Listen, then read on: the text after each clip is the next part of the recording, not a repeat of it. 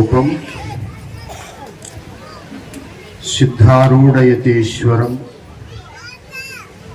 भुक्ति मुक्ति फलप्रदम नित्यं वंदे जगद्गुरु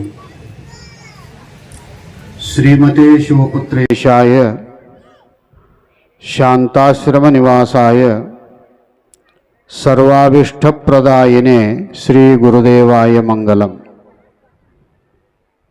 रामाय रामभद्राय रामचंद्राय वेदसे रघुनाथाय नाथाय सीताय पतये नमः।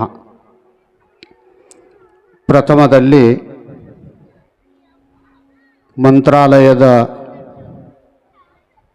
ಯತಿಗಳಾದ ಪರಮ ಪೂಜ್ಯ ರಾಘವೇಂದ್ರ ತೀರ್ಥರ ವೃಂದಾವನಕ್ಕೆ ದಂಡವತ್ ಪ್ರಣಾಮಗಳನ್ನು ಸಮರ್ಪಣೆ ಮಾಡಿ, ಅದ್ವೈತ ಸಾರ್ವಭೌಮ ಚಕ್ರವರ್ತಿ ಸಕಲ ಮತೋದ್ಧಾರಕ ಜಗದ್ಗುರು ಸಿದ್ಧಾರೂಢ ಮಹಾಸ್ವಾಮಿಗಳವರ ಪವಿತ್ರ ಚರಣಾರವಿಂದಗಳಲ್ಲಿ ಅನಂತಾನಂತ ದಂಡವತ್ತು ಕೋಟಿ ಪ್ರಣಾಮಗಳನ್ನು ಸಮರ್ಪಣೆ ಮಾಡಿ, ಗುರುಶಂಭುಲಿಂಗ ಸ್ವರೂಪಿಗಳಾದ ಆರೂಢ ಜ್ಯೋತಿ ಶ್ರೀಗಳವರ ಶ್ರೀಚರಣಕ್ಕೆ ಶತಸಲ ಶಿರಬಾಗಿ, ಆರೂಢರ ಚರಿತ್ರೆಯ ಮಂಗಲ ಕಾರ್ಯಕ್ರಮದಲ್ಲಿ ಭಾಗವಹಿಸಿರ್ತಕ್ಕಂಥ ಎಲ್ಲ ಶರಣ ಶರಣೆಯರಿಗೂ ಶರಣ ಶರಣಾರ್ಥಿಗಳು. ಇಲ್ಲಿ ತನಕ ರಾಘವೇಂದ್ರ ಅವರು ಮನುಷ್ಯ ಜನ್ಮದ ಮಹತ್ವದ ವಿಚಾರಗಳನ್ನು ನಿಮ್ಮ ಭಾಷೆಯಲ್ಲಿ ಪ್ರತಿಪಾದನೆ ಮಾಡಿರುವಂಥವರಾಗಿದ್ದಾರೆ. ಜಂತೂನಾಂ ನರಜನ್ಮ ದುರ್ಲಭಂ, ಎಲ್ಲ ಜೀವರಾಶಿಗಳಿಗಿಂತಲೂ ಮನುಷ್ಯ ಜನ್ಮ ಶ್ರೇಷ್ಠ. ಯಾಕೆ ಶ್ರೇಷ್ಠ ಅಂತ ಕೇಳಿದರೆ ನಿಮಗೆಲ್ಲ ಹೇಳಿದ್ದಾರೆ ಅವರು. ಆಹಾರ ನಿದ್ರಾ ಭಯಮೈಥುನಂಚ ಸಾಮಾನ್ಯಮೇ ತತ್ ಪಶುವಿರ್ನರಾಣಾಂ ಧರ್ಮೋ ಹಿ ತೇಷ ಮದಿಕೋ ವಿಶೇಷ ಧರ್ಮೇಣ ಹೀನ ಪಶುಭಿಸ್ ಸಮಾನ. ಆಹಾರ ನಿದ್ದೆ ಭಯ ಮೈಥುನದಲ್ಲಿ ಪಶು ಪಕ್ಷಿ ಪ್ರಾಣಿಗಳಿಗೆ ಮನುಷ್ಯರಿಗೆ ವ್ಯತ್ಯಾಸ ಇಲ್ಲ. ಒಂದರಲ್ಲಿ ವ್ಯತ್ಯಾಸ ಅದ. ಪ್ರಾಣಿಗಳಿಗೂ ಮನುಷ್ಯರಿಗೂ ವ್ಯತ್ಯಾಸ ಏನದ ಅಂತ ಕೇಳಿದರೆ, ಧರ್ಮೋ ಹಿತೇಶ ಮದಿಕೋ ವಿಶೇಷ ಧರ್ಮೇಣ ಹೀನ ಪಶುಭಿಸ್ ಸಮಾನ. ಇಲ್ಲಿ ಧರ್ಮ ಅಂದರೆ ಅರಿವು, ಜ್ಞಾನ, ತಿಳುವರಿಕೆ, ಬುದ್ಧಿವಂತಿಕೆ, ಇದು ಮನುಷ್ಯನಲ್ಲಿ ವಿಶೇಷವಾಗಿರ್ತಕ್ಕಂಥ ಗುಣ. ಅದಕ್ಕೆ ಆಚಾರ್ಯರು ಜಂತೂನಾಂ ನರಜನ್ಮ ದುರ್ಲಭಂ ಅಂತೇಳಿ ಎಲ್ಲ ಜೀವರಾಶಿಗಳಿಗಿಂತಲೂ ಮನುಷ್ಯ ಜನ್ಮ ಬರೋದು ದುರ್ಲಭ. ಯಾಕೆ ಅಂತ ಕೇಳಿದರೆ, ಇಲ್ಲಿ ಮನುಷ್ಯ ಜನ್ಮದಲ್ಲಿ ಜ್ಞಾನಕ್ಕೆ ಶ್ರೇಷ್ಠತೆಯನ್ನು ಕೊಟ್ಟಿದ್ದಾರೆ. ಎಲ್ಲಿ ಜ್ಞಾನ ಅದ ಅದು ಶ್ರೇಷ್ಠ, ಎಲ್ಲಿ ಅಜ್ಞಾನ ಅದ ಅದು ಕನಿಷ್ಠ. ಅವನು ಯಾರ್ಯಾಕಾಗಿರುವಲ್ನ್ಯಾಕ, ಯಾವ ಜಾತಿಯ ವ್ಯಕ್ತಿಯೇ ಆಗಿರಲಿ, ಎಷ್ಟೇ ದೊಡ್ಡ ಮನುಷ್ಯನಾಗಿರಲಿ, ಪ್ರಪಂಚದಕ್ಕೆ ಎಲ್ಲ ಸಂಪತ್ತು ಅವನತ್ರ ಇರಲಿ, ಅವನಿಗೆ ಜ್ಞಾನ ಇದ್ದಿಲ್ಲ ಅಂದರೆ ಅವನು ಸಣ್ಣವನು. ಯಾವನು ಇರಲಿಕ್ಕೆ ಏನು ಜಾಗಿಲ್ಲ, ಉಡಲಿಕ್ಕೆ ಬಟ್ಟೆ ಇಲ್ಲ, ಉಣಲಿಕ್ಕೆ ಅನ್ನ ಇಲ್ಲ, ಅವನನ್ನು ಯಾರು ಮಾತಾಡಿಸೋದಿಲ್ಲ, ಅವನತ್ರ ಜ್ಞಾನ ಇತ್ತು ಅಂದರೆ ಪ್ರಪಂಚದಲ್ಲಿ ಅವನು ದೊಡ್ಡವನು. ಅದಕ್ಕೆ ನಹಿ ಜ್ಞಾನೇನ ಸದೃಶಂ ಪವಿತ್ರ ಮಿಹವಿದ್ಯತೆ ಅಂತ ಭಗವದ್ಗೀತೆಯಲ್ಲಿ ಪರಮಾತ್ಮ ಅರ್ಜುನನಿಗೆ ಹೇಳಿದ್ದಾನೆ. ಜ್ಞಾನಕ್ಕೆ ಸಮಾನವಾಗಿರ್ತಕ್ಕಂಥದ್ದು ಪ್ರಪಂಚದಲ್ಲಿ ಯಾವುದೂ ಇಲ್ಲ. ಅಂಥ ಅರಿವು, ಅಂಥ ಜ್ಞಾನ ಯಾರಲ್ಲಿ ಇರುತ್ತದೆಯೋ ಅವನು ಪ್ರಪಂಚದೊಳಗ ಅತ್ಯಂತ ಶ್ರೀಮಂತ ಮತ್ತು ಅವನು ಪುಣ್ಯವಂತ. ಅದು ನಮಗೆ ಸಿಗಬೇಕಾಗಿತ್ತು. ಜ್ಞಾನ ಅಂದರೆ ಅದು ಸುಮ್ಮನೆ ಸಿಗೋದಲ್ಲ. ಭಾಳ ಮಂದಿ ತಿಳ್ಕೊಂಡಾರ, ಒಂದಿಷ್ಟು ಉಪದೇಶ ತಗೊಂಡು, ಒಂದಿಷ್ಟು ವಿಭೂತಿ ಹಚ್ಚಿ, ಒಂದಿಷ್ಟು ಗಂಧ ಹಚ್ಚಿ, ರುದ್ರಾಕ್ಷಿ ತುಳಸಿ ಮಾಲೆ ಹಾಕ್ಕೊಂಡು, ಬಟ್ಟೆ ಹಾಕ್ಕೊಂಡು, ತಲೆ ಬೋಳಿಸ್ಕೊಂಡು ತಿರುಗಾಡಿಬಿಟ್ರೆ ಜ್ಞಾನ ಆಗ್ತದ ಅಂತ ಭಾಳ ಮಂದಿ ತಿಳ್ಕೊಂಡಿರ್ತಾರೆ. ಅದು ಅವ್ರದ್ದು ಅಜ್ಞಾನ. ಬಟ್ಟೆಯೊಳಗೆ ಜ್ಞಾನ ಇಲ್ಲ, ನಾಮದೊಳಗೆ ಜ್ಞಾನ ಇಲ್ಲ, ಭಾಷೆಯಲ್ಲಿ ಜ್ಞಾನ ಇಲ್ಲ, ಜಾತಿಯಲ್ಲಿ ಜ್ಞಾನ ಇಲ್ಲ. ಜ್ಞಾನ ಯಾವನು ಗುರು ಸೇವೆಯನ್ನ ನಿಷ್ಠೆಯಿಂದ ಮಾಡಿರುತ್ತಾನೆಯೋ ಅವನಿಗೆ ಜ್ಞಾನದ ಉದಯ ಆಗ್ತದ. ಭಾಳ ಗಳಿಸ್ತವನಿಗೆ ಜ್ಞಾನ ಆಗ್ತದ. ಅಂದ್ರೆ ಟಾಟಾ ಬಿರ್ಲಿಗೆ ಆಗಬೇಕಾಗಿತ್ತು ಜ್ಞಾನ ನಮ್ಮ ದೇಶದೊಳಗೆ. ಆಗ್ಯದೇನೋ ಅವ್ರಿಗೆ ಏನಿಲ್ಲ. ಅದಕ್ಕೆ ತುಕಾರಾಮ ಭಾಳ ಬಡವ. ಎಂಥ ಬಡವ ಅಂತ ಕೇಳಿದರೆ, ಆತನ ಹೆಂಡತಿಗೆ ಸೀರೆಗೆ 50 ಗಂಟಿರ್ತದ್ದು.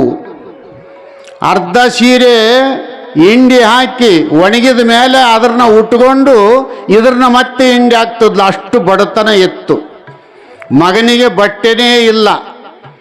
ಮುರುಕ್ ಚಪ್ರ ಅವ್ರದ್ದು ಮನೆ.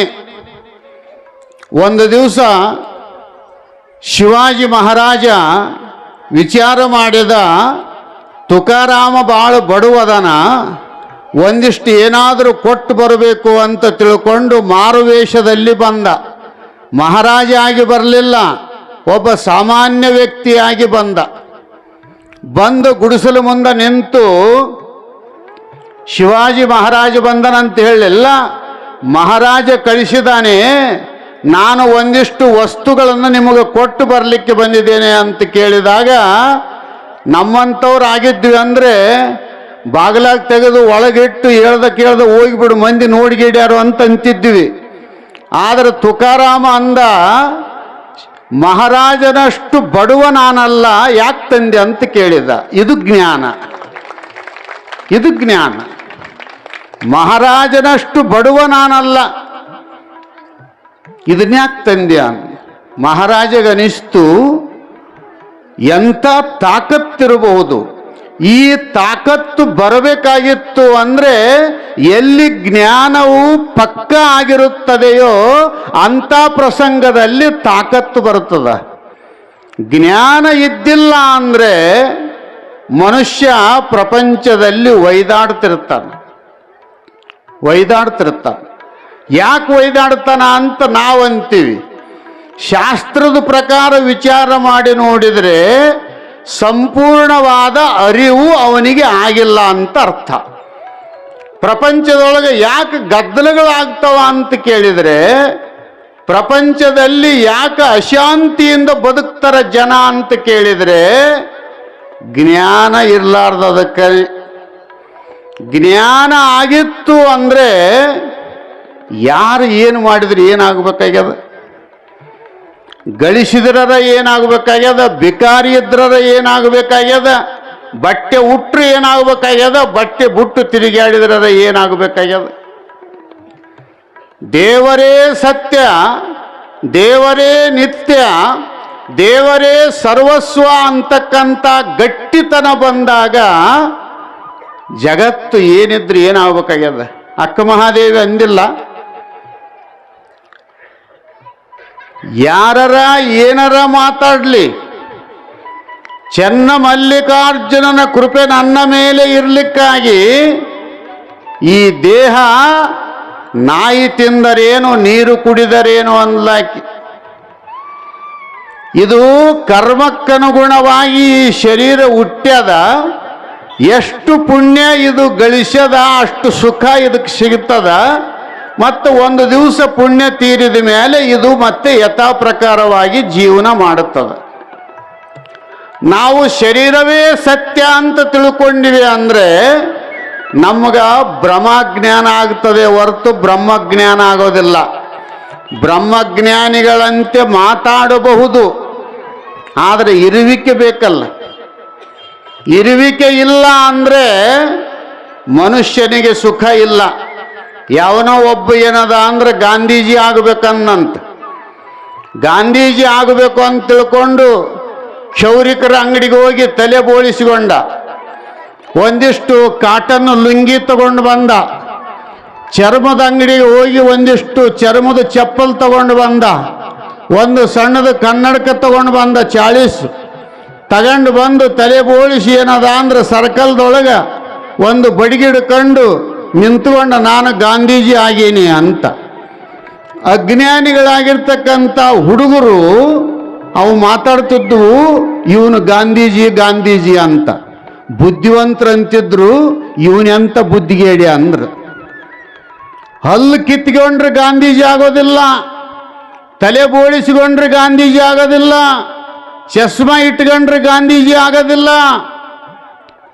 ಗಾಂಧೀಜಿ ಆಗಬೇಕು ಅಂದ್ರೆ ನೀನು ತತ್ವವನ್ನು ತಿಳಿದುಕೊಂಡಿರಬೇಕು.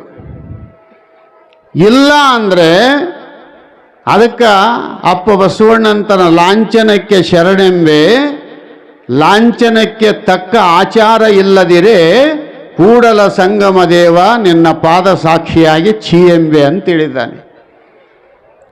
ನಾವೆಲ್ಲರೂ ಒಂದೊಂದು ವೇಷವನ್ನು ಹಾಕಿಕೊಂಡಿವಿ. ಸುಖ ಐತೇನು ಅಂತ ಪ್ರತಿಯೊಬ್ಬರನ್ನ ಕರೆದು ಕೇಳಿದರೆ ಅವರು ಪುರಾಣ ತೆಗಿತಾರ. ಎಲ್ಲಿ ಸ್ವಾಮಿ ನಮಗೆ ಸುಖ ಎಲ್ಲಿ ಸಿಗೋದು ಪ್ರಪಂಚದೊಳಗೆ? ಭಾಳ ಜಂಜಾಟದೊಳಗೆ ಬಿದ್ದು ಬಿಟ್ಟಿವಿ, ಭಾಳ ಗೊಳಾಟದೊಳಗೆ ಅದೀವಿ, ಸುಖಕ್ಕೆ ನಮಗೆ 60 ಮೈಲು ದೂರ ಐತೆ ಅಂತ ಎಲ್ಲರೂ ಮಾತಾಡ್ತಿರ್ತಾರೆ. ಮತ್ತು ಯಾಕೆ ಸುಖ ಸಿಕ್ಕಿಲ್ಲ? ಸುಖನ್ನ ಹಿಂದೆ ಮಾಡಿ ದುಃಖದ ಬೆನ್ನು ಹತ್ತಿದ್ದಿ ನೀನು. ಯಾವುದನ್ನು ನೆನೆಸಬಾರದು ಅದನ್ನು ನೆನೆಸಕತ್ತಿದ್ದಿ, ಯಾವುದನ್ನು ನೋಡಬಾರದು ಅದನ್ನು ನೋಡಕತ್ತಿದ್ದಿ, ಯಾರ ಸುದ್ದಿ ಮಾತಾಡಬಾರದು ಅದನ್ನು ನೀವು ಮಾತಾಡಕತ್ತಿದ್ದಿ. ಸುಖ ಸಿಗದಂದ್ರೆ ಹೆಂಗೆ ಸಿಗುತ್ತದೆ? 2 ಇರುವೆ ಇದ್ದು, ಒಂದು ಉಪ್ಪು ಬಾಯಾಗಿಟ್ಕೊಂಡಿತ್ತು, ಇನ್ನೊಂದು ಸಕ್ರೆ ಬಾಯಾಗಿಟ್ಕೊಂಡಿತ್ತು. ಅದು ಅಂತಿತ್ತು ಸಕ್ರೆ ಇಟ್ಕೊಂಡಿದ್ದು, ಉಪ್ಪು ಅಂದ್ರೆ ನನಗೆ ಗುರ್ತಿಲ್ಲ ಅಂತಿತ್ತು. ಇದು ಉಪ್ಪಿಂದ ಅಂತಿತ್ತು, ಸಕ್ರೆ ಅಂದ್ರೆ ನನಗೆ ಗುರ್ತಿಲ್ಲ ಅಂತಿದ್ದು ಅಂತಿತ್ತು. ಹಂಗೆ ತಿರುಗಾಡಿದು 2 ಒಂದು ಸಲ ಜಗಳಕ್ಕೆ ಬಿದ್ದು. ನಿನ್ನ ಉಪ್ಪು ಹೆಂಗದ ನೋಡ್ತೀನಿ ಅಂತ ಅದು ಅಂತಿತ್ತು, ನಿನ್ನ ಸಕ್ರೆ ಹೆಂಗದ ನೋಡ್ತೀನಿ ಅಂತ ಇದು ಅಂತಿತ್ತು. ಬಾಯಾಗಿಟ್ಕೊಂಡವ ಒಂದು ಉಪ್ಪು ಒಂದು ಸಕ್ರೆ, ಅವು 2 ವಿರುದ್ಧ ಅದಾವ. ಅವು ಒಂದಕ್ಕೊಂದು ಹುಡುಕಕತ್ತಿದ್ವು. ಉಪ್ಪಿಂದಂತಿತ್ತು ನನಗೆ ಸಕ್ಕರೆನೇ ಸಿಗುವಲ್ತು ಅಂತ, ಸಕ್ರಿದಂತಿತ್ತು ನನಗೆ ಉಪ್ಪೇ ಸಿಗುವಲ್ತು ಅಂತ ವಿಚಾರ ಮಾಡಿದ್ರು. ಇವು 2 ಭಾಳ ದಿವಸ ತಿರುಗಾಡಿದವು. ಅವು ಇರಿಬೆ, ಸುಮ್ಮನೆ ನಿಮಗೆ ಉದಾಹರಣೆ ಹೇಳಕತ್ತೀನಿ ಇರಿಬೆ ಅಂತ. ಇವು ನಮ್ಮ ದೊಡ್ಡ ದೊಡ್ಡ ಇರಿಬೆಗಳಿವು. ಮತ್ತು ಅದು ಸಣ್ಣದಂತ ತಿಳ್ಕೊಂಡಿರಿ ಇರಿಬೆನ್ನ. ಇವು ತಿರುಗಾಡಕತ್ತಿಲ್ಲ, ಅಲ್ಲಿ ಒಂದಿಷ್ಟು ಉಪ್ಪದ, ಇಲ್ಲಿ ಒಂದಿಷ್ಟು ಸಕ್ರೆ ಅದ ಅಂತ ಹಂಗೆ ತಿರುಗಾಡ್ತಿರ್ತಾವ. ಹುಡುಕ್ತಾವ. ಇದು ಅಂತದ ನನಗೆ ಸಕ್ಕರೆ ಸಿಕ್ಕಿಲ್ಲ ಅಂತ, ಇದು ಅಂತದ ನನಗೆ ಉಪ್ಪೇ ಸಿಕ್ಕಿಲ್ಲ ಅಂತ. ನಡಬರ್ಕ ಇವು ತಿರುಗಾಡೋದು ನೋಡಿ ಒಬ್ಬ ಶ್ರೇಷ್ಠ ಸಂತ, ಒಬ್ಬ ಬ್ರಹ್ಮಜ್ಞಾನಿ ಬಂದ. ನಾನು ಭಾಳ ದಿವಸದಿಂದ ನೋಡಕತ್ತೀನಿ, ನೀವು ಹಿಂಗ ತಿರುಗ್ತಿರಲ್ಲ, ಏನು ನಿಮ್ಮದು ಗುರಿ ಅಂತ ಕೇಳಿದ. ಆವಾಗ ಅದು ಉಪ್ಪಿಂದಂತೂ ನಾ ಸಕ್ರೆ ಹಂಗದ ನೋಡ್ಬೇಕಂತ ತಿರುಗಕತ್ತೀನಿ, 99 ವರ್ಷ ಆಯಿತು, ಇನ್ನೂ ನನಗೆ ಸಿಹಿ ಗುರುತೇ ಆಗಿಲ್ಲ ಅಂತ. ಮತ್ತು ಎಲ್ಲಿ ತಿರುಗಕತ್ತದ? ಸಕ್ರೆದು ಗುಡ್ಡದಾಗ ತಿರುಗಾಡಕತ್ತದ ಅದು. ಇದು ಉಪ್ಪಿ ಅಂತಿತ್ತು. ಆಮೇಲೆ ಸಕ್ರಿದ್ದು ಕೇಳಿದೆ, ನೀ ಯಾಕೆ ತಿರುಗ್ತಿದ್ದೆ ಅಂತ ಕೇಳಿದರೆ ಇದು ಸಮುದ್ರ ದಂಡಿಗೆ ತಿರುಗಕತ್ತಿತ್ತು. ಯಾಕಂದ್ರೆ ಸಮುದ್ರ ದಂಡಿಗೆ ಉಪ್ಪದ, ಇದು ಬಾಯಾಗ ಸಕ್ರೆ ಇಟ್ಕೊಂಡದ. ಇಟ್ಕೊಂಡು ಏನದ ಅಂದ್ರೆ ಉಪ್ಪಿನ ನೋಡ್ಬೇಕು ಹೆಂಗದ ಉಪ್ಪಂತ ತಿರುಗಕತ್ತಿತ್ತು. ಅವಾಗ ಸಂತ ಅಂದ, ನೀವಿಬ್ಬರು ಬರ್ರಿ ಇಲ್ಲಿ ಅಂದ. ನಿನಗೇನು ಬೇಕು? ನನಗೆ ಉಪ್ಪು ಬೇಕು ಅಂದ. ನಿನಗೇನು ಬೇಕು? ಸಕ್ರೆ ಬೇಕು ಅಂದ. ನಿಮಗೆ 2 ಸಿಗ್ತಾವ, ನಿಮ್ಮ ಒಳಗಿಂದು ಬಾಯಾಗ ಇಟ್ಕೊಂಡಿರಲ್ಲ, ಅದನ್ನು ಮೊದಲು ಹೊರಗಾಕ್ರಿ ಅಂತ. ಹೊರಗಾಕ್ರಿ ಸ್ವಲ್ಪ ಅದ್ರನ್ನ. ಅದು ಬಾಯಾಗ ಇಟ್ಕೊಂಡಿದ್ದು ಹೊರಗಾಕಿ ನೀನು ಈ ಕಡೆಗೆ ಬಾ, ನೀನು ಆ ಕಡೆ ಸರಿ, ನಿನಗೆ ಉಪ್ಪನೂ ಸಿಗುತ್ತದ, ನಿನಗೆ ಸಕ್ಕರೆನೂ ಸಿಗುತ್ತದ ಅಂತ ಹೇಳಿದ ಸಂತ. ಅದರಂಗ ನಾವು ಸಂಸಾರದ ಎಲ್ಲ ಜಂಜಾಟವನ್ನು ಒಳಗಿಟ್ಟುಕೊಂಡು ತಲೆ ತುಂಬ ಸಂಸಾರದ ಚಿಂತೆನೇ ಮಾಡ್ತಾ ತಮ್ಮದನ್ನು ಮಾಡಂಗಿಲ್ಲ. ನಮ್ಮ ಕರ್ನಾಟಕದಾಗ ಅಂತಿರ್ತಾರೆ, ಊರು ಸುದ್ದಿ ಮಾತಾಡಿ ಮುಲ್ಲ ಸ್ವರ್ಗಿದ್ನಂತ. ನಿಮ್ಗೆ ತೆಲುಗಿನ ಏನಂತಾರೇನು? ಊರು ಸುದ್ದಿ ಮಾತಾಡಿ ಮುಲ್ಲ ಸ್ವರ್ಗಿದ್ನಂತ. ಯಾಕೆ ಸೆಟ್ಕೊಂಡಿದ್ದೆ ಅಂತ ಕೇಳಿದ್ರಿ, ಇಲ್ಲ ಅವ್ರ ಮನೆ ಸುದ್ದಿ ಹಂಗ, ಇವ್ರ ಮನೆಯಾಗ ಹಿಂಗೆ ಓಡೋಗ್ಯಾರ, ಅವ್ರು ಉಪವಾಸ ಅದಾರ, ಇವ್ರು ತುಪ್ಪದಾಗ ಅನ್ನ ಹಾಕ್ಯಂಡು ಉಣ್ತಾರ. ಇದ್ರ ಇವನು ಕಟ್ಟಿ ಕುಂತು ಮಾತಾಡಿ ಮಾತಾಡಿ ಕೂಳಿಲ್ದ ಇವನು ಸತ್ನಂತ. ಅದರಂಗೆ ಭಾಳ ಜನ ಏನದ ಅಂದರೆ ಊರು ಸುದ್ದಿ ಮಾತಾಡಿ ಊರು ಸುದ್ದಿ ಎಲ್ಲ ತಲೆಗಿಟ್ಟುಕೊಂಡು ನಾವು ಬ್ರಹ್ಮಜ್ಞಾನ ಪಡ್ಕೊಂತೀವಿ ಅಂದರೆ ಸಂತ ಹೇಳ್ತಾನ, ಮಹಾತ್ಮ ಹೇಳ್ತಾನ, ನಿನ್ನೊಳಗೆ ಇರತಕ್ಕಂಥ ಅಜ್ಞಾನ, ನಿನ್ನೊಳಗೆ ಇರತಕ್ಕಂಥ ಅವಿಚಾರಗಳು, ನಿನ್ನೊಳಗಿರ್ತಕ್ಕಂಥ ಬುದ್ಧಿಹೀನತೆಗಳು ಅವು ಎಲ್ಲವುಗಳನ್ನು ಹೊರಗೆ ಹಾಕು, ನೀನು ಪರಬ್ರಹ್ಮ ಸ್ವರೂಪ ಆಗ್ತಾ ಇದ್ದಿ. ಒಳಗೆ ಅವೆಲ್ಲ ಇಟ್ಟುಕೊಂಡು ನೀನು ಏನು ಓದಿದ್ರು, ಎಷ್ಟು ಜಪ ಎಣಿಸಿದ್ರು, ಎಷ್ಟು ತಪಸ್ಸು ಮಾಡಿದರೂ ಬಿತ್ತಿದ್ದೇ ಬೆಳೆ ಬಂದಂಗ. ನೀವು ರೈತರದಿರಿ, ಜೋಳ ಬಿತ್ತಿ ಗೋಧಿ ಬಾ ಅಂದ್ರೆ ಬರಂಗಿಲ್ಲ, ಕಡಲೆ ಬಿತ್ತಿ ತೊಗರಿ ಬಾ ಅಂದ್ರೆ ಬರಂಗಿಲ್ಲ. ಏನು ಬಿತ್ತುತ್ತೀರೋ ಅದೇ ಬೆಳೆ ನಿಮಗೆ ಬರ್ತದೆ. ಅದಕ್ಕೆ ಬಿತ್ತೋ ಕಾಲಕ್ಕನೇ ಹುಷಾರತನದಿಂದ ಬಿತ್ತಬೇಕು ರೈತ. ಭಾಳ ಮಂದಿ ಗೋಳಾಟ ಆಗಂಗಿಲ್ಲ. ಉಳ್ಳಾಗಡ್ಡೆ ಚಲೋ ರೇಟ್ ಬಂದವ ಹೈದರಾಬಾದ್ನಾಗ ಅಂತ ತಕ್ಷಣ ಹಚ್ಚಿ ಬಿಡೋಣ ಹೊಲ್ದಾಗ ಅಂತಾರೆ. ಅದು ರೇಟ್ ಇದ್ದದ್ದು ಯಾವಾಗ, ಇವನು ಬೆಳೆ ಬರೋದು ಯಾವಾಗ. ಮತ್ತೇನದ ಅಂದ್ರೆ ಎಣ್ಣೆ ಕೈಗೆ ಹಚ್ಕೊಂಡ್ಬಿಡೋದು, ಒಯ್ತು ಉಳ್ಳಾಗಡ್ಡೆ ರೌದ್ಯಾಗ ಒಯ್ತಿ ಅಷ್ಟು ಅಂತ. ಅದಕ್ಕೆ ವಿಚಾರ ಮಾಡಿ ಉತ್ತಮವಾದಂಥ ರೈತ ಹೊಲದ ಬದಲಾವಣೆ ಮಾಡಿ ಸರಿಯಾದ ಬೀಜಗಳನ್ನು ಹಾಕಿ ಸರಿಯಾದ ಬೆಳೆಯನ್ನು ತೆಗೆದು ಸರಿಯಾದ ರೀತಿಯ ರೇಟನ್ನು ಪಡ್ಕೊಂಡ ಅಂದರೆ ಅವನ ಜೀವನ ಸಾರ್ಥಕ ಆಗ್ತದೆ. 4 ಜನ ಬಿತ್ತಾರ ಅಂತ ಬಿತ್ತೋದು, 4 ಜನ ಅರಗ್ತಾರಂತ ಅರಗೋದು, ರೇಟ್ ಇಲ್ಲದಾಗ ಹೋಗಿ ಬಜಾರಕ್ಕೆ ಮಾರೋದು, ಆವಾಗ ಇವನು ಸಂಸಾರ ಹೆಂಗ ದಿವಾಳಿ ಎದ್ದೇಳುತ್ತದೆಯೋ ಅದರಂತೆ ಇಲ್ಲಿ ಪಾರಮಾರ್ಥಿಕದೊಳಗೆ ಇವರೆಲ್ಲ 1-2 ತಿಂಗಳ ತನಕ ಜಗದ್ಗುರು ಸಿದ್ಧಾರೂಢ ಸ್ವಾಮಿಗಳ ಚರಿತ್ರೆಯನ್ನು ಎಲ್ಲ ಕಡೆಗೆ ಅಡ್ಡಾಡಿ ಎಲ್ಲರೂ ಕೇಳಲಿ ಅಂತ. ಯಾಕ ಅಂದರೆ ಶರೀರವೆಂತೆಂಬ ಹೊಲನ ಹಸನ ಮಾಡಿರೋ ಪರತತ್ವ ಬೆಳೆಯನ್ನು ಬೆಳೆದುಣ್ಣಿರು. ಇದು ಎದ್ರದ್ದು ಕೆಲಸ ಏನದ ಅಂತ ಕೇಳಿದ್ರೆ ಯಾಕೆ ಓದ್ತಾರ, ಕೆಲವ್ರು ಅಂತಿರ್ತಾರೆ ಯಾಕೆ ಓದ್ತಾರ. ಎಂದರೆ ಒಂದು ದಿವಸ ಟೆಂಟ್ ಹಾಕಿ ಉಗ್ಗಿ ಮಾಡಿ ಮಸ್ತ್ ಸಾಂಬಾರು ಮಾಡಿ ಉಂಡು ಬೆಳತನಕ ದಮ್ಮಡಿ ಹೊಡೆದು ಭಜನೆ ಮಾಡಿಬಿಟ್ರೆ ಮುಗಿದೋಗ್ತದ. ಇವ್ರು 2 ತಿಂಗಳು ಯಾಕೆ ಓದ್ತಾರ ಅಂದ್ರೆ ತೊಳೆಯೋದಕ್ಕೆ. ಒಳಗೇನು ಹೊಲಸದ, ಆ ಹೊಲಸು ತೊಳೆಯೋದಕ್ಕನೇ ಚರಿತ್ರ, ಹೊಲಸು ತೊಳೆಯೋದಕ್ಕನೇ ಜಪ, ಹೊಲಸು ತೊಳೆಯೋದಕ್ಕನೇ ಭಜನೆ, ಹೊಲಸು ತೊಳೆಯೋದಕ್ಕನೇ ಅಧ್ಯಾತ್ಮ ವಿಚಾರಗಳು. ಅವು ಇಲ್ಲ ಅಂದರೆ ಪ್ರಪಂಚದಲ್ಲಿ ನಮ್ಮೊಳಗಿರ್ತಕ್ಕಂಥ ಅಜ್ಞಾನ ಹೋಗಲಿಕ್ಕೆ ಸಾಧ್ಯ ಇಲ್ಲ. ಆ ಕಾರಣದಿಂದ ಪರಮಾತ್ಮ ಪ್ರತಿಯೊಬ್ಬರಿಗೂ ಅರಿವನ್ನು ಕೊಟ್ಟಿದ್ದಾನೆ. ಈ ಅರಿವು ಯಾವನಲ್ಲಿ ಇದೆಯೋ ಅವನು ಜ್ಞಾನಿ. ಅರಿವು ಯಾರಿಗೆ ಇಲ್ಲವೋ ಅವರು ಅಜ್ಞಾನಿಗಳು. ಅವರಿಗೆ ಸುಖ ಇಲ್ಲ. ಸುಖ ಸಿಕ್ಕಂಗೆ ಕಾಣಿಸ್ತದ, ಅದು ಒರಿಜಿನಲ್ ಅಲ್ಲ. ಒರಿಜಿನಲ್ ಸುಖ ಸಿಗಬೇಕು, ಒರಿಜಿನಲ್ ಆನಂದ ಅನುಭವಿಸಬೇಕು ಅಂತಂದರೆ ಭಾಳ ದುಡ್ಡು ಖರ್ಚು ಮಾಡಬೇಕಂತಲ್ಲ. ಭಾಳ ಏನದ ಅಂದರೆ ಗಡ್ಡ ಬಿಟ್ಟು ಗುಡ್ಡ ಸೇರ್ಬೇಕಂತಿಲ್ಲ. ಇಲ್ಲೇ ಇರ್ರಿ, ಪ್ರಪಂಚ ಪಕ್ಕ ಮಾಡ್ರಿ, ಸಂಪತ್ತು ಸಂಪೂರ್ಣವಾಗಿ ಗಳಿಸ್ರಿ. ಆದರೆ ಒಳಗ ಒಂದು ದಿವಸ ಇದು ಬಿಟ್ಟು ಹೋಗೋದದ. ಸದ್ಗುರುನಾಥನೇ ಸತ್ಯ, ಭಗವಂತನೇ ಸತ್ಯ ಅಂತ ಪಕ್ಕ ನಂಬ್ರಿ, ನೀವು ಜ್ಞಾನಿಗಳಾಗ್ತೀರಿ. ಅದನ್ನು ಬಿಟ್ಟುಕೊಟ್ಟು ಎಲ್ಲ ಗಲೀಜನ್ನು ಒಳಗೆ ತುಂಬಿಕೊಂಡು ನಾವು ಮ್ಯಾಲೆ ಏನದ ಅಂತ ಕೇಳಿದರೆ ಪುಸ್ತಕ ಓದಿದ್ರೂ ಏನಾಗೋದಿಲ್ಲ, ಭಾಳ ಜಪ ಎಣಿಸಿದ್ರೂ ಏನಾಗೋದಿಲ್ಲ, ಭಾಳ ತಪಸ್ಸು ಮಾಡಿದರೂ ಏನಾಗೋದಿಲ್ಲ. ಅದಕ್ಕೆ ಧರ್ಮೋ ಹಿತೇಶ ಮದಿಕೋ ವಿಶೇಷ ಧರ್ಮೇಣ ಹೀನ ಪಶುಭಿ ಸಮಾನ. ಧರ್ಮ ಅಂದ್ರೆ ಇಲ್ಲಿ ಜ್ಞಾನ, ಧರ್ಮ ಅಂದ್ರೆ ಅರಿವು, ಧರ್ಮ ಅಂದ್ರೆ ವಿಚಾರ, ಧರ್ಮ ಅಂದ್ರೆ ಆತ್ಮಜ್ಞಾನ. ಇದು ಯಾವನಿಗಿರುತ್ತದೆಯೋ ಅವನು ಎಲ್ಲ ಜೀವರಾಶಿಗಳಿಗಿಂತಲೂ ಶ್ರೇಷ್ಠ. ಕೆಲವ್ರು ಏನು ತಿಳ್ಕೊಂಬಿಟ್ಟಾರ, ಜಂತುನಾಂ ನರಜನ್ಮ ದುರ್ಲಭಂ ಅಂದ ತಕ್ಷಣನೇ ಹುಟ್ಟಿ ಬಂದ್ಬಿಟ್ಟಿವಲ್ಲ ನಾವು ಅಂತ ತಿಳ್ಕೊಂಡಾರ. ದನ ಹುಟ್ಟಿದಂಗೆ ಹುಟ್ಟಿಬಿಟ್ಟಿವಿ, ಅರಿವಿಲ್ಲ, ಜ್ಞಾನ ಇಲ್ಲ, ಸುಳ್ಳು, ಮೋಸ, ವಂಚನೆ, ನಿಂದನೀಯ ಮಾತುಗಳು ಇವು ಎಲ್ಲ ಹೊಲಸನ್ನು ಒಳಗಿಟ್ಟುಕೊಂಡು ಮನುಷ್ಯ ಜನ್ಮ ಶ್ರೇಷ್ಠ ಅಂದರೆ ಹೆಂಗೆ ಶ್ರೇಷ್ಠ ಆಗಕ್ಕೆ ಸಾಧ್ಯತೆ ಆಗುತ್ತೆ? ಸುಮ್ಮನೆ ನೀವು ರೈತರದಿರಿ, ಜಾತ್ರೆಯಾಗಿ ಎತ್ತು ತಂದಿರ್ತೀರಿ, ಎತ್ತು ಇವ ಅಂತಿರ್ತಾನ ಎಷ್ಟು ಕೊಡುತ್ತೆ ಅಂತ ಇವ ಕೇಳುತ್ತಾನೆ. ಅವ ಅಂತಾನ 25,000 ರೂಪಾಯಿ ಕೊಡ್ತೀನಿ ಅಂತ ಅವ ಅಂತಾನೆ, 20 ಕೊಡು ಅಂತ ಇವ ಅಂತಾನೆ. ಹಂಗೆ ಮಾಡಿ ನಳಬರಕ್ಕೆ ದಲಾಲಿಯವರು ಇದ್ದು 20,000ಕ್ಕೆ ಎತ್ತು ಮುಗಿಸಿದರು. ನಾನು ಹಳೆ ಕಾಲದ ರೇಟ್ ಹೇಳ್ತೀನಿ, ಈಗ 2 ಲಕ್ಷದವ, ನಾನು ಈಗಿನ ರೇಟ್ ಗುರ್ತಿಲ್ಲ.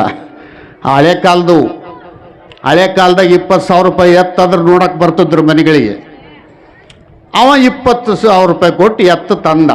ಇವ ಅಂತಾನ ಹೊಸ ಎತ್ತು ತಂದಿನಿ ಅಂತಾನೆ. ಎತ್ತು ಹಳೇದೇ, ಆದರೆ ಇವನಿಗೆ ಹೊಸದು. ಅದು ಹೊಸ ಎತ್ತು ತಂದಿನಿ ಅಂತ ಅದಕ್ಕೊಂದಿಷ್ಟು ಹೊಸ ಹಗ್ಗ ಕಟ್ಟಿ ಮನೆಗೆ ಹಿಡ್ಕೊಂಡು ಬರ್ತಾನೆ. ಹಿಡ್ಕೊಂಡು ಬಂದು ಅದಕ್ಕೆ ಬಾಗಲ್ದಾಗ ಒಂದಿಷ್ಟು ನೀರು ಹಾಕಿ ಪೂಜೆ ಮಾಡಿ ಊದಿನ ಕಡ್ಡಿ ಬೆಳಗ್ಗೆ ತೆಂಗಿನಕಾಯಿ ಹೊಡೆದು ಅದು ಅಂತದ, ಇನ್ನು ಮೇಲೆ ನನಗೆ ಇದೇ ಮನೆ ಗತಿ ಇದ್ದಂಗೆ ಕಾಣಿಸ್ತದ ಅಂತ ಒಳಗೆ ಅನ್ಕಂತದ ಅದು ಎತ್ತು. ಇವ ಒಯ್ದು ಗೂಟಕ್ಕೆ ಕಟ್ತಾನೆ. ತಿರುಗಿ ಮರ್ದಿವ್ಸ ಏನದ ಅಂದ್ರೆ ಹೊಲ ತೋರಿಸ್ಬೇಕಲ್ಲ, ಮತ್ತೆ ಯಾರೋ ಹೊಲ್ಕನ ಹೋಗಿ ಗಳೆ ಹೊಡೆದ್ರಿ ಹೆಂಗ ಅಂತ ತಿಳ್ಕೊಂಡು ಮತ್ತೆ ಒಂದು ದಿವ್ಸಕ್ಕೆ ಹಗ್ಗ ಹಿಡ್ಕೊಂಡು ಮುಂದೆ ಹೋಗ್ತಾನೆ. ಅದು ಹಿಂದಿಂದ ಹೋಗ್ತದ. ಅಲ್ಲಿ ಗಳೆ ಕಟ್ಟಿದ ತಕ್ಷಣ ಎತ್ತು ತಿಳ್ಕಂತದ, ನಮ್ಮ ಮಾಲಕ್ಕಂದು ಇದೇ ಹೊಲ ಇದ್ದಂಗೆ ಕಾಣಿಸ್ತದ, ನಾನು ಸೀದಾ ಮನೆಗೆ ಹೋಗ್ಬೇಕು, ಬಂದ್ರೆ ಈ ಹೊಲಕ್ಕೆ ಬರಬೇಕು, ಗಳೆ ಬಿಟ್ರು ಸೀದಾ ಮನೆಗೆ ಹೋಗ್ಬೇಕು ಅಂತ ಅದು ಪಕ್ಕ ತಿಳ್ಕಂತದ. 2 ದಿವಸ ಹಗ್ಗ ಹಚ್ಚಿರ್ತಾನ, 3ನೇ ದಿವಸ ಹಗ್ಗ ಬಿಡ್ತಾನ. ಗಳೆ ಬಿಟ್ಟ ಮೇಲೆ ಸೀದಾ ಮನೆಗೆ ಬರ್ತದ. ಮನೆಗೆ ಬಿಟ್ಟ ತಕ್ಷಣ ಸೀದಾ ಹೊಲಕ್ಕೆ ಹೋಗ್ತದ. ಮತ್ತೆ ನೀವು ಸೀದಾ ಮನೆಗೆ ಹೋಗ್ತೀರಿ,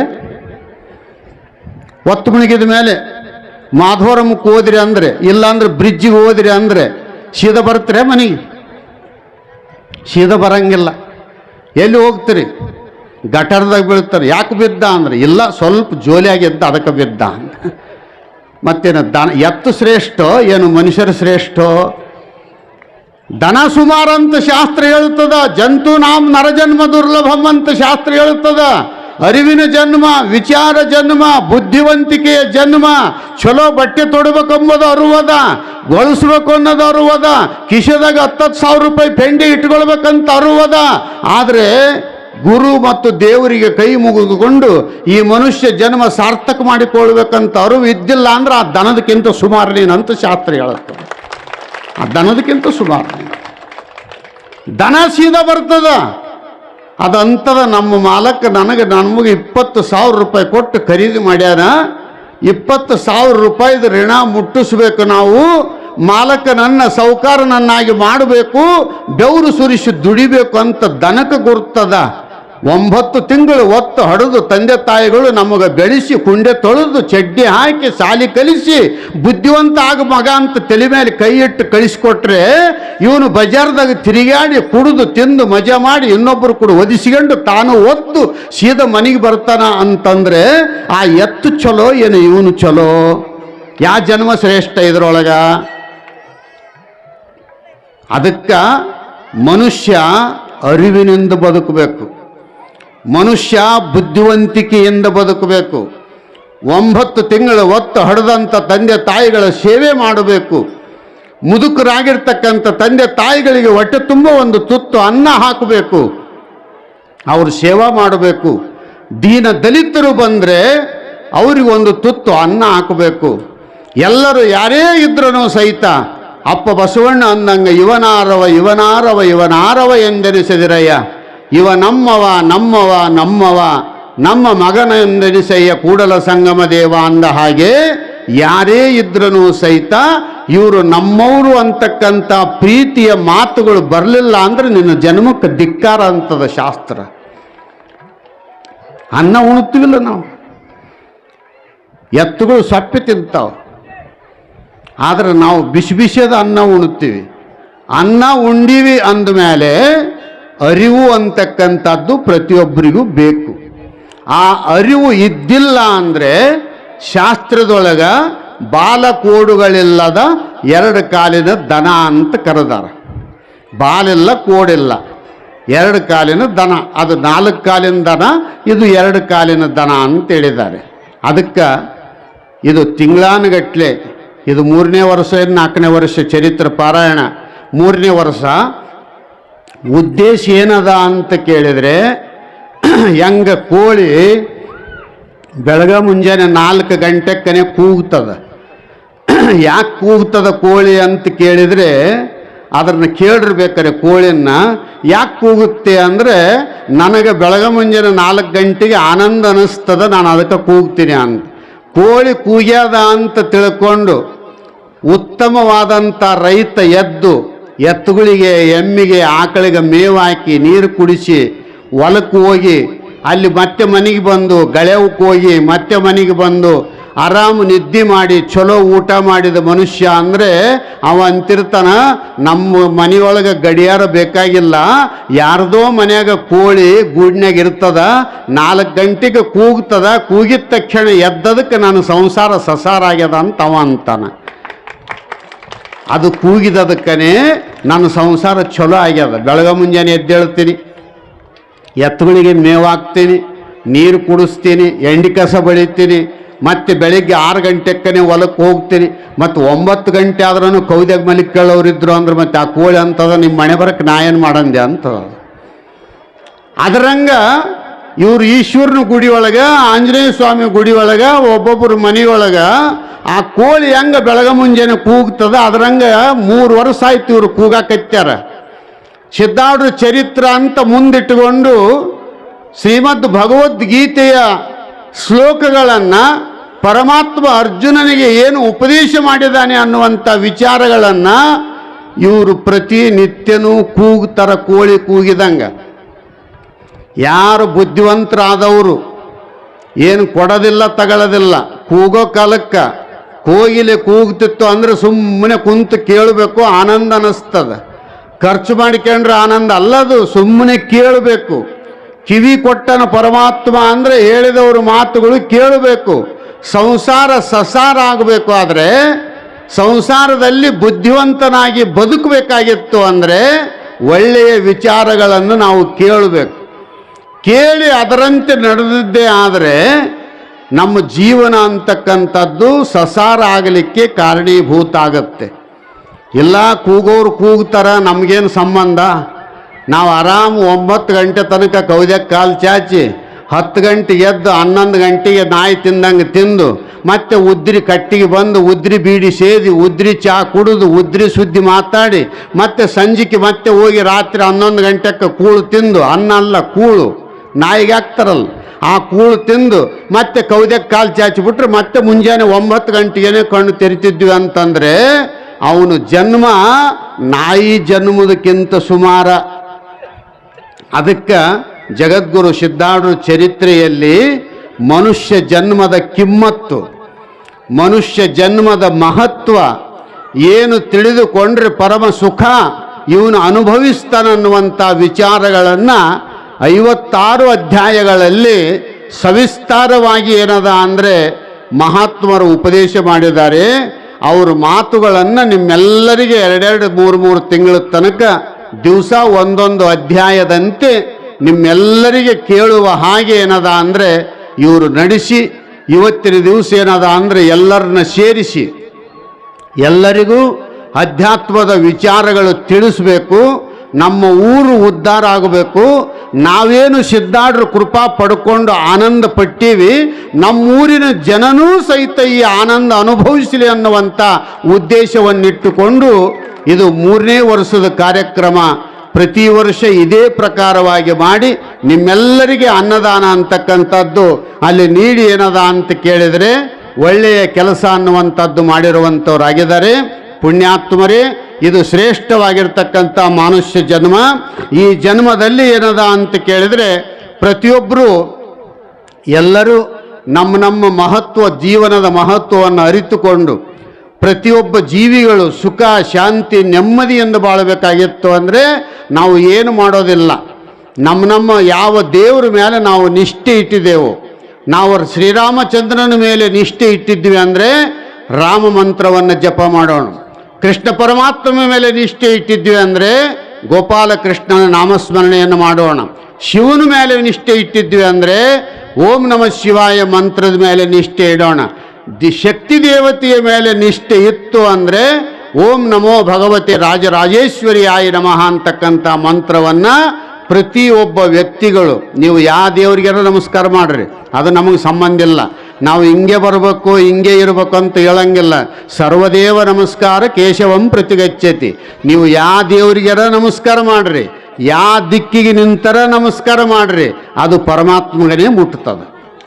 ಅದಕ್ಕೆ ಅಂಥ ವಿಚಾರ ತಿಳಿಸುವುದಕ್ಕೋಸ್ಕರವಾಗಿ ಈ ಅಧ್ಯಾತ್ಮ ಪ್ರವಚನವನ್ನು 2-3 ತಿಂಗಳ ತನಕ ಇಲ್ಲೇನದ ಅಂತ ಕೇಳಿದರೆ ಆರೂಢರ ಚರಿತ್ರೆಯನ್ನು, ಶ್ರೀಮದ್ ಭಗವದ್ಗೀತೆಯ ವಿಚಾರಗಳನ್ನು ಇಲ್ಲಿ ಉಪದೇಶ ಮಾಡ್ತಾನೇ ಇದ್ದಾರೆ.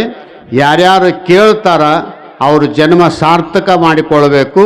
ಕೇಳಿದ ಮೇಲೆ ಅದು ಒಳಗೆ ಇಳಿಬೇಕು, ಒಳಗೆ ಇಳಿದ ಮೇಲೆ ಒಳಗೆ ಅರಗಬೇಕು. ಅರಗಿದ್ರೇ ಉಂಡ ಅನ್ನ ಪಚನ ಆದ್ರೇ ರಕ್ತ ಆಗ್ತದ. ರಕ್ತ ಆಯಿತು ಅಂದರೆ ಮನುಷ್ಯ ಮುಖ ಪ್ರಫುಲ್ಲಿತ ಆಗ್ತದೆ. ಮತ್ತು ತುಪ್ಪ ಅನ್ನ ಹಾಲು ಸಕ್ಕರೆ ಹಾಕ್ಕೊಂಡು ಉಂಡ ತಕ್ಷಣವೇ ಅವನಿಗೆ ಹೊರಗೆ ಹೋದ ಮೇಲೆ ವಾಂತಿ ಆಗ್ತಿತ್ತು ಅಂದರೆ ಅವನು ಉಂಡದ್ದು ಹೆಂಗೆ ವೇಸ್ಟೋ, ಕೇಳಿದ ಮೇಲೆ ಒಂದಿಷ್ಟು ನಡೆಯೋಕ್ಕೆ ಪ್ರಯತ್ನ ಮಾಡಬೇಕು. ನಡಿಲಿಲ್ಲ ಅಂದರೆ ಕೆಲಸ ಆಗಂಗಿಲ್ಲ. ನೀವು ಅಂತೀರಲ್ಲ ಪ್ರತಿಯೊಂದಕ್ಕೆ ನಡೀತೆ ಇರಬೇಕು ಅಂತ. ಎಲ್ಲಿ ತನಕ ನಡೀತೆ ಇಲ್ಲ ಅಲ್ಲಿ ತನಕ ಶ್ರವಣದ ಲಾಭ ನಮಗಾಗಲಿಕ್ಕೆ ಸಾಧ್ಯ ಇಲ್ಲ. ಹೇಳಬಹುದು, ಓದಬಹುದು, ನೋಡಬಹುದು, ನಡೆಯೋದು ಭಾಳ ಕಷ್ಟ. ಅದನ್ನು ಪ್ರತಿಯೊಬ್ಬರೂ ಆಚರಣೆಯಲ್ಲಿ ತರಬೇಕು.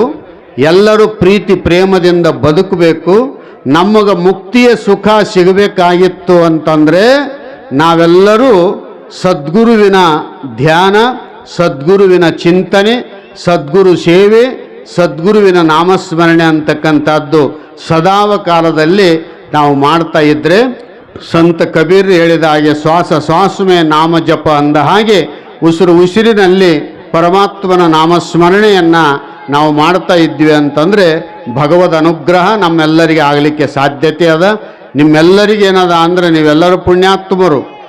ಯಾಕಂತ ಕೇಳಿದರೆ ಇಲ್ಲೇ ಬಾಜುಕ ಮಂತ್ರಾಲಯ, ಎಲ್ಲೆಲ್ಲೋ ನಮ್ಮ ದೇಶದ ಮೂಲೆಗಳಿಂದ ಜನ ಬರ್ತಾರೆ. ನೀವು ಎದ್ದು ಆಶೆಗಾಗಿ ಎದ್ದು ಹಿಂಗೆ ಒಳ್ಳಿಬಿಟ್ರೆ ಮಂತ್ರಾಲಯ ಕಾಣಿಸ್ತದೆ. ನಿಮಗೆ ಸ್ವಲ್ಪ 2 ಹೆಜ್ಜೆ ಮುಂದಕ್ಕೆ ಹೋಗಿಬಿಟ್ರಿ ಅಂತಂದರೆ ನಿಮಗೆ ರಾಯರ ದರ್ಶನ ನಿಮಗಾಗುತ್ತೆ. ಅದಕ್ಕೆ ಅಂಥ ದರ್ಶನ, ರಾಯರ ಕೃಪೆ, ರಾಯರ ಧ್ಯಾನ, ರಾಯರ ಕೃಪಾ ಪ್ರಸಾದ ನಿಮ್ಮೆಲ್ಲರಿಗೆ ಸದಾವಕಾಲ ಸದ್ಗುರುನಾಥನ ಅನುಗ್ರಹದಿಂದ ಸಿಗಲಿ. ನಿಮ್ಮೆಲ್ಲರಿಗೆ ಸುಖ ಶಾಂತಿ ನೆಮ್ಮದಿ ದೊರೆಯಲಿ ಅಂತ ಹೇಳಿ ಸರ್ವೇ ಜನ ಸುಖಿನೋ ಭವಂತು, ಸರ್ವೇ ಸಂತು ನಿರಾಮಯಾಃ, ಸರ್ವೇ ಭದ್ರಾಣಿ ಪಶ್ಯಂತು ಮಾ ಕಶ್ಯ ದುಃಖ ವಾಗ್ಭವೇತ್ ತಂದಂತೆ ನಿಮ್ಮೆಲ್ಲರಿಗೂ ಶುಭವಾಗಲಿ ಅಂತೇಳಿ ಈ ವರ್ಷವೂ ಕೂಡ ನಮ್ಮ ಭೀಮೇಶನವರ ಅಳಿಯನಾಗಿರ್ತಕ್ಕಂಥ ಬಸವಣ್ಣ ಜಂಪಾಪುರ ಅವರು 3ನೇ ವರ್ಷದ ತುಲಾಭಾರ ಕಾರ್ಯಕ್ರಮವನ್ನು ಮಾಡ್ತಾ ಇದ್ದಾರೆ.